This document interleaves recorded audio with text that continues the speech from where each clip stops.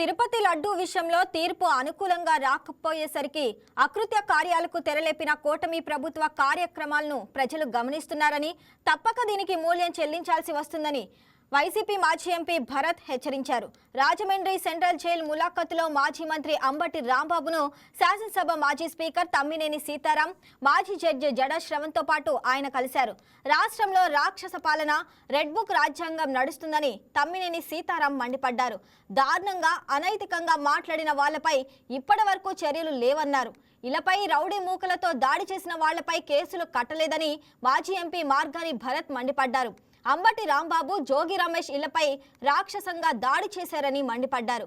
మాట జారినందుకు క్షమాపణ చెప్పినా కూడా కాపు సింహం అంబటి రాంబాబుపై లేని కేసులు అంటగట్టి సెంటర్ జైల్లో పెట్టడం అన్నది అమానుషమని ఆవేదన వ్యక్తం చేశారు. మాజీ మంత్రి అంబటి రాంబాబుపై సుమారు 47 కేసులు పెట్టడాన్ని ఖండిస్తున్నామని భరత్ పేర్కొన్నారు. రాష్ట్రంలో ప్రజాస్వామ్య ప్రభుత్వం లేదు. ఈ రోజు ఎలాంటి డెసిషన్స్ తీసుకుందామన్నా, ఏ విధమైనటువంటి నిర్ణయాలు తీసుకుందామన్నా దానికి వక్రమార్గంగా చూపిస్తున్నారు. అంతేకాదు, ఇవాళ రాష్ట్రంలో ఎక్కడ చూసినా గృహ దహనాలు, లాఠీ చార్జీలు ఇవన్నీ విపరీతంగా జరుగుతున్నాయి. దీనికి ప్రధానమైనటువంటి కారణం ఏంటో మీ అందరికీ తెలుసు. రెడ్ బుక్ రాజ్యాంగం అంటే ఇది ఎలాంటి రెడ్ బుక్ రాజ్యాంగమో నాకైతే అర్థం కావటం లేదు. మీరైనా అర్థం చేసుకోవాలి. ఈ రాజ్యాంగం ఎక్కడ తీసుకెళ్లొద్దో తెలియదు. అసలు ప్రభుత్వం అంటే ఏమిటి? ఇవాళ ప్రభుత్వం మీరెంతో ఉద్ధరిస్తారని, మీరెంతో న్యాయం చేస్తారని ప్రభుత్వం మీ చేతికి ఇచ్చారు. అయితే అలాంటిది మీరేం చేస్తున్నారు? మీరు ఎక్కడ పడితే ఎక్కడ, ఎవరిని పడితే అక్కడ మీ ఇష్టం వచ్చినట్టుగా, మీ ఇష్టానుసారంగా బిహేవ్ చేస్తున్నారు. అందుకే నేను అడుగుతున్నాను, ఇవాళ అంబటి రాంబాబు గారిని అరెస్ట్ చేశారు. ఏ కారణంతో అరెస్ట్ చేశారు? మీరు చెప్పాలి. మీరు చెప్పాల్సినటువంటి అవసరం ఉంది అంటున్నా. ప్రజాస్వామ్యంలో మీరు చాలా ఉన్నతమైనటువంటి పాత్ర నిర్వహిస్తున్నారు కాబట్టి మీరే చెప్పాలి ఎందుకు ఆయన అరెస్ట్ చేశారు.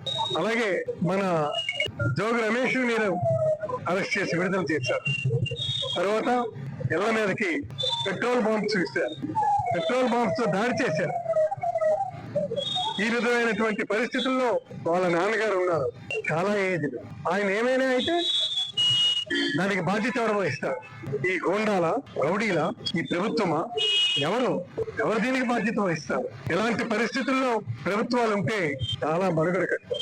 ఒక న్యాయవాదికే రక్షణ లేని, ఒక న్యాయవాదికే హక్కులు లేని ఈ రాజ్యాంగంలో ఒక సాటి న్యాయవాదికి ఒక అన్యాయం జరిగినప్పుడు న్యాయవాదులుగా, ప్రజాస్వామ్యవాదులుగా, రాజకీయ పార్టీలుగా ఖచ్చితంగా వారికి బాసటగా నిలబడాల్సిన సందర్భం ఉంది. కాబట్టి ఈ రోజు నేను అంబటి రాంబాబు గారిని కలిశాను. ఆయన చూసిన తర్వాత నాకు అనిపించింది, జైల్లో ఉంటే కూడా ఇలా ఉంటారా? వ్యాన్లో నుంచి తీసుకొచ్చేటప్పుడు పుష్ప సీన్ లో డైలాగ్ లాగే ఇలాగ అన్న సందర్భంలో అలాగే ఇక్కడ కూడా ఉన్నాడా అని నాకు ఆలోచన వచ్చి అనుమానం వచ్చింది. ఆయన అంటాడు, చెయ్యని తప్పుకి ఒక 70 సంవత్సరాల వ్యక్తిని కొన్ని వేల మంది వచ్చి నా మీద పడి పోలీసులు నన్ను ముందుకు వెళ్ళనీకపోతుంటే, దాడి చేస్తుంటే ఆవేశంలో నేను ఒక మాట అన్నా. ఆ మాటకి కూడా నేను తప్పుగా మాట్లాడాను, అది ఉద్దేశపూర్వకంగా అన్న మాట కాదు అన్న తర్వాత కూడా రాష్ట్ర వ్యాప్తంగా 53 కేసులు నా మీద పెడితే నేను తప్పు చేసినట్టు అని ఒక ప్రశ్న అడిగాడు. రాష్ట్ర వ్యాప్తంగా 53 కేసులు. Please subscribe to YK TV Network. Please subscribe to YK TV. Please watch YK News. Don't forget to subscribe YK News channel.